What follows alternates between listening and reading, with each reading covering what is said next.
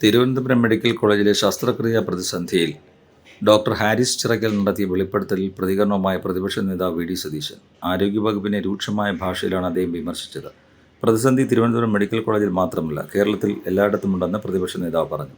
PR ഏജൻസികളെയും തല്ലാതെയും ഉപയോഗിച്ച് പ്രചരിപ്പിക്കുന്ന narrative അല്ല കേരളത്തിലെ നിലവിലെ ആരോഗ്യമേഖല.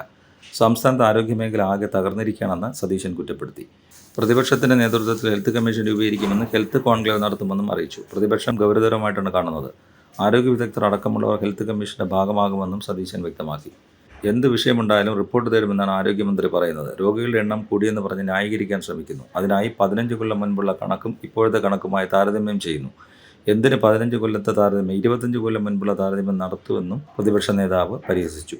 സംസ്ഥാനത്തെ ആരോഗ്യ പദ്ധതികളെല്ലാം അവതാളത്തിലായതും സതീശൻ കുറ്റപ്പെടുത്തി. കാരുണ്യ പദ്ധതി, ആരോഗ്യകിരണം, ഹൃദ്യം അടക്കമുള്ള വിവിധ പദ്ധതികൾ ചൂണ്ടിക്കാട്ടിയായിരുന്നു അദ്ദേഹത്തിൻ്റെ വിമർശനം.